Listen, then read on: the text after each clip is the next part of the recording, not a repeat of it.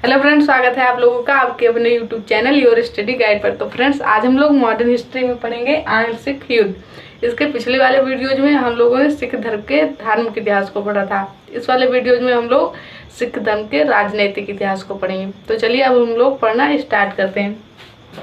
देखिए, हम लोग भारत में देखें तो जब भारत के केंद्र दिल्ली में मुगलों का शासन चल रहा था,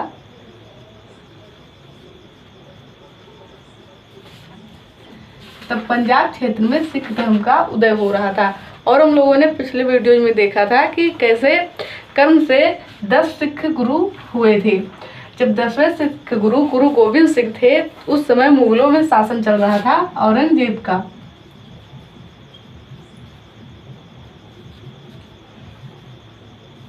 अब चूंकि सिख धर्म जो था वह एक नया समुदाय था, नया धर्म था।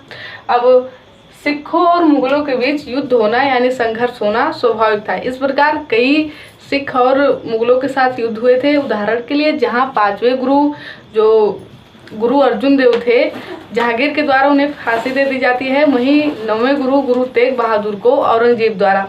तो जो 10वें गुरु थे गुरु गोविंद सिंह, उनके साथ औरंगजेब के साथ कई युद्ध हुए। लेकिन जब 1707 ईस्वी में औरंगजेब की मृत्यु हो जाती है, तब इनका पुत्र बनता है मुगलों का शासक, और गुरु गोविंद सिंह के साथ और औरंगजेब के पुत्र के साथ संधि हो जाती है, यानी कि दोनों के बीच रिलेशन जो है सही हो जाते हैं। लेकिन क्या होता है, एक पठान द्वारा गुरु गोविंद सिंह की हत्या कर दी जाती है। उसके बाद सिखों के गुरु नहीं, चूंकि जो 10वें गुरु थे वो कह दिए थे कि हमारे मृत्यु के पश्चात कोई गुरु नहीं बनेगा। इस प्रकार बंदा बहादुर सिखों के सेनापति के रूप में उभर कर आते हैं और सिख धर्म को आगे बढ़ाने के लिए वो कई प्रयास करते हैं। अब बंदा बहादुर के बाद आते हैं रणजीत सिंह, और रणजीत सिंह के बाद होता है आंग्ल सिख युद्ध। तो हमारा आज का पूरा चैप्टर इसी पर बेस्ड है। अब बंदा बहादुर से क्वेश्चन पूछे जाते हैं, इसलिए अब हम लोग बंदा बहादुर को पढ़ते हैं।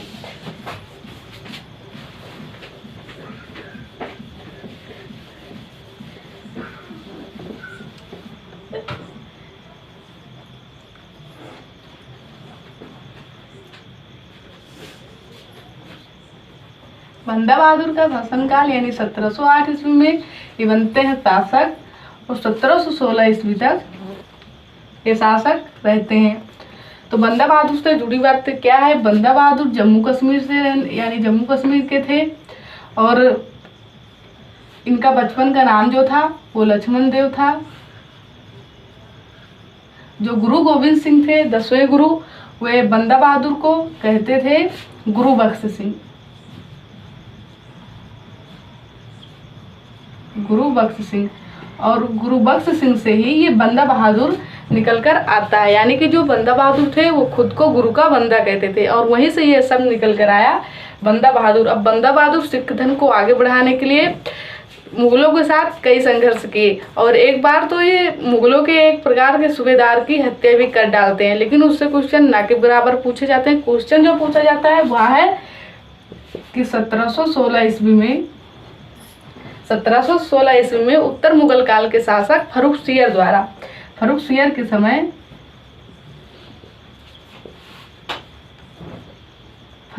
के समय इन्हें दिल्ली में फांसी दे दी जाती है।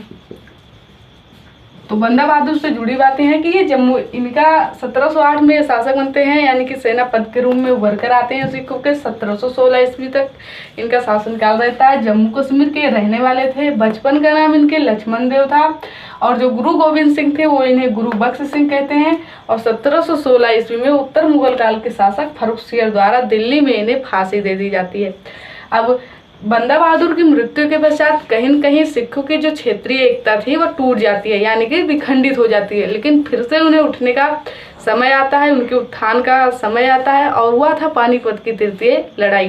पानीपत की तृतीय लड़ाई के बाद सिखों को आगे बढ़ने का सबसे अच्छा मौका मिलता है। अब हम लोग चलते हैं पानीपत की तृतीय लड़ाई की ओर।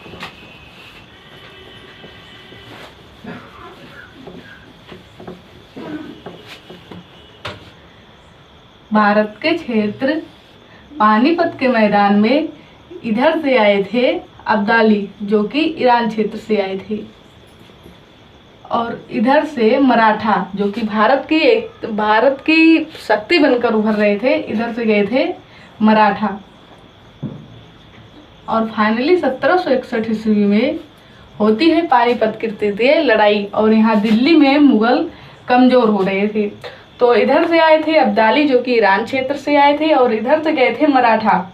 और फाइनली 1761 ईस्वी में पानीपत की तृतीय लड़ाई होती है, जिसमें मराठा तो हार जाते हैं और अब्दाली वापस चले जाते हैं। अब इससे सबसे अच्छा मौका मिलता है सिखों को आगे बढ़ने का। और यहाँ से क्वेश्चन भी पूछा जाता है कि पानीपत की तृतीय लड़ाई में किस भारतीय क्षेत्रीय शासन को आगे बढ़ने का सबसे अच्छा मौका मिला? तो आंसर होगा सिखों को। अब यहाँ से जब मराठा पराजित हो जाते हैं तो सिखों के पास यह एक गोल्डन अपॉर्चुनिटी के रूप में रहता है आगे बढ़ने के लिए, और इससे क्या करते हैं, सिख आगे भी बढ़ते हैं। अब सिखों में कई मिसल उत्पन्न होते हैं। मिसल से तात्पर्य है क्षेत्रीय शासन से। अब पंजाब क्षेत्र जो था सिखों का, वो 12 मिसलों में बढ़ जाता है।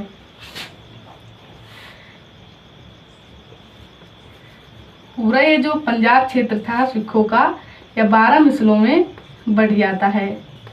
और इसमें से एक पढ़ना है भंगी मिसल, जो कि 12 मिसलों में सबसे मजबूत था।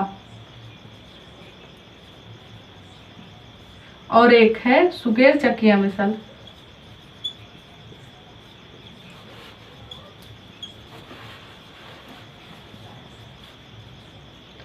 अब प्रारंभ में तो सबसे मजबूत मिसल था, 12 मिसलों में सबसे मजबूत मिसल भंगी मिसल था। उसके बाद दूसरा था सुकेर चकिया मिसल, और सुकेर चकिया मिसल के ही शासक के रूप में उभर कर आते हैं रणजीत सिंह। अब रणजीत सिंह कैसे राजा बनते हैं, कैसे सिख धर्म को आगे बढ़ाते हैं, इसके संबंध में कई क्वेश्चन पूछे जाते हैं। तो इसको हम लोग अब देखते हैं यहाँ।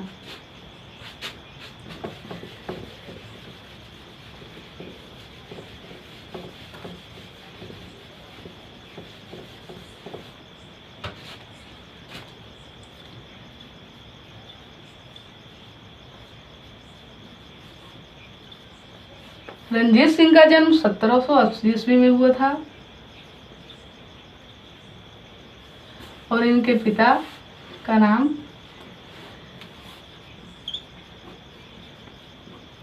महासिंह था। अब रणजीत सिंह के पास प्रारंभ में कई चुनौतियां थी, क्योंकि ये कम उम्र में राजा बने थे और ये पंजाब के एक क्षेत्रीय राजा के रूप में उभर कर आते हैं। अब क्योंकि अब ईरान क्षेत्र से कई आक्रमण हो चुके थे, ऐसे में ही इन्हें सिख धर्म को आगे बढ़ाना एक बहुत बड़ी चुनौती के रूप में था। लेकिन इसी बीच एक घटना होती है जिससे पूरा का पूरा इतिहास, यानी कि रणजीत सिंह का इतिहास पूरा बदल जाता है। और वह क्या था, तो भारत में जब अफगानिस्तान के शासक जमन शाह इधर से आए थे, जमन शाह और इधर से रणजीत सिंह, जब ये भारत में आए थे आक्रमण करने, तो रणजीत सिंह इन्हें जब भारत से बाहर कर रहे थे तो जमन शाह की 12 तोप चिनाब नदी में गिर जाती है। जमन शाह की 12 तोप चिनाब नदी में गिर जाती है, लेकिन रणजीत सिंह करते क्या है कि वो 12 तोपें निकलवाकर जमन शाह को वापस भिजवा देते हैं। इससे रणजीत सिंह के इन प्रयासों से जमन शाह बहुत खुश होता है, और वह क्या कहता है कि रणजीत सिंह को इजाज़त देता है कि आप लाहौर क्षेत्र तक अपना अधिकार कर लीजिए। इससे क्या करते हैं कि जमन शाह 12 क्षेत्र से बाहर निकलकर लाहौर क्षेत्र, जो कि वर्तमान में पाकिस्तान में है, वहां तक अपना अधिकार कर लेते हैं। और यहाँ से रणजीत सिंह अपनी 2 राजधानी बनवाते हैं। एक लाहौर, यह रणजीत सिंह की राजनीतिक राजधानी थी, और एक बनवाते हैं अमृतसर।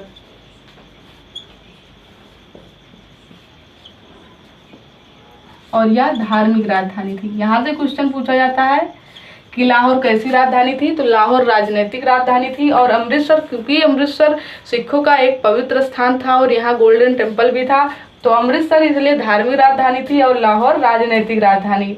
अब क्या होता है कि देखिए, अंग्रेज जो थे वे चूंकि यहाँ बंगाल क्षेत्र में तो अपना अधिकार कर चुके थे, जो कि हम लोगों ने बक्सर और प्लासी के युद्ध के माध्यम से पढ़ लिया है। और यहाँ पर मैसूर क्षेत्र जो कर्नाटक में था यहाँ भी अपना अधिकार कर चुके थे, और जो मराठा क्षेत्र था यहाँ भी कहीं न कहीं वो अपना अधिकार पूरा कर चुके थे। अब उनकी जो नज़र थी वो इस सीमावर्ती क्षेत्र पर ही थी जहाँ पर रणजीत सिंह अपना अधिकार यानी कि अपना साम्राज्य बढ़ा रहे थे। लेकिन क्या होता है कि अंग्रेजों और रणजीत सिंह के मध्य संधि हो जाती है, जिसे पढ़ना है अमृतसर की संधि।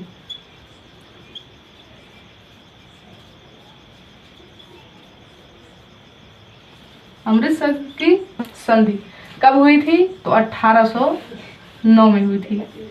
अमृतसर की संधि 1809 ईस्वी में हुई थी और यह एक प्रकार से सहयोगात्मक संधि थी। इसमें हुआ क्या था कि आप लोग जानते होंगे ये एक सतलज नदी है। इसमें तय किया गया कि सतलज नदी के इस पार का, सतलज नदी के पार का क्षेत्र होगा रणजीत सिंह का और सतलज नदी के अंदर का भाग होगा ब्रिटेन का।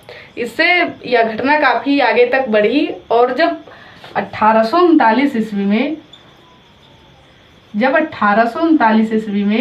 हो जाती है रणजीत सिंह की मृत्यु, जब 1839 ईस्वी में रणजीत सिंह की मृत्यु हो जाती है तो जो ये सिख साम्राज्य इतना आगे बढ़ रहा था वह पतन की ओर जाना शुरू कर देता है। और उसका कारण क्या था? तो उसका कारण मुख्य रूप से थे रणजीत सिंह के वंशज। क्या होता है कि रणजीत सिंह के बाद उनका पुत्र आता है खड़ग सिंह। खड़ग सिंह बनता है शासक।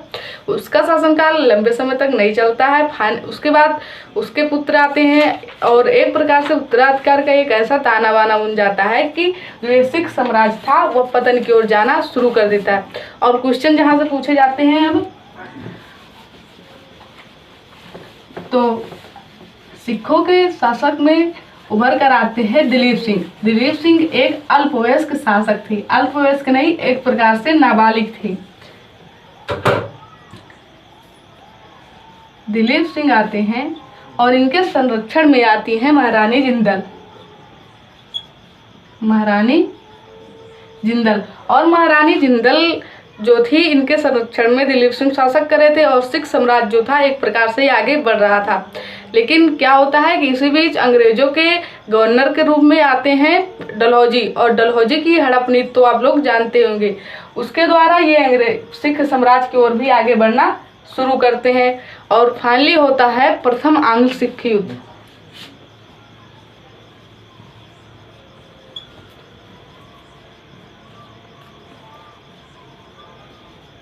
कब हुआ था? तो 1845 से 1846 के बीच, 1845 से 1846 के बीच हुआ था और इस बीच कई युद्ध हुए थे। लेकिन इसमें सभी युद्धों में अंग्रेजों का ही बोलबाला था और इसमें दो संधि होती है जो ध्यान रखना है। एक लाहौर की संधि 1846 में और एक होती है भैरोवाल की संधि।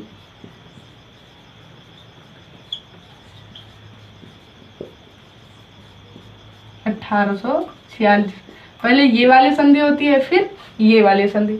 अब दो संधि इसमें होती है। अब इससे अंग्रेजों को पता चल चुका था कि जो सिख हैं ये फाइनली बहुत कमज़ोर हो चुके हैं, बस इन्हें धाराशाही करना ही बाकी है। अब ये क्या करते हैं कि महारानी जिंदल के साथ भी अनैतिक व्यवहार करने लगते हैं। जहां उन्हें प्रारंभ में पेंशन देने की बात की गई थी जो कि बहुत ज़्यादा थी, बाद में उसे घटाकर 48,000 कर दी गई।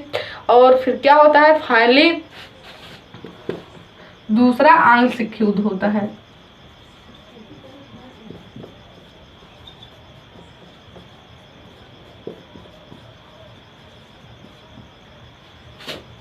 और यह कब होता है? तो एक वर्ष बाद 1848 से 49 के बीच। और इसमें क्या होता है कि इसमें सिख पूर्ण रूप से पराजित हो जाते हैं और इनका राजनैतिक इतिहास जो था वह पूर्ण रूप से समाप्त हो जाता है।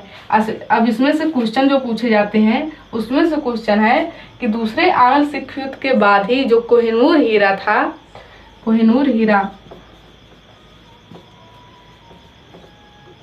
हीरा था वह कहाँ भेज दिया जाता है? तो ब्रिटेन। यहाँ से क्वेश्चन आता है कि कोहिनूर हीरा ब्रिटेन कब भेजा गया?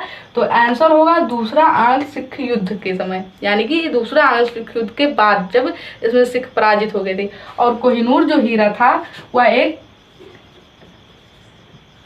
अफगानिस्तान का अमीर था। कौन?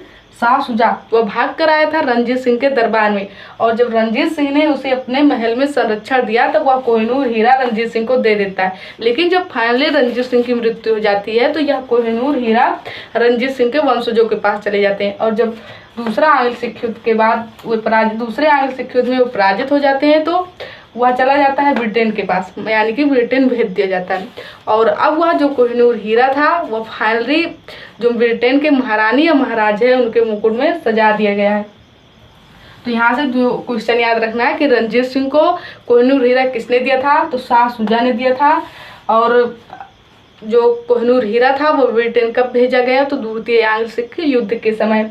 अब होता क्या है, दूसरे आंग्ल सिख युद्ध के बाद होता क्या है, तो इसमें जो डलहौजी थे, गवर्नर थे अंग्रेजों के, उनके द्वारा जो उनकी हड़प नीति थी जिसे व्यापगत नीति या डॉक्ट्रिन ऑफ लेफ्ट के नाम से जाना जाता है, उसके द्वारा पूरा का पूरा सिख साम्राज्य जो था वह ब्रिटेन के अधिकार में आ जाता है।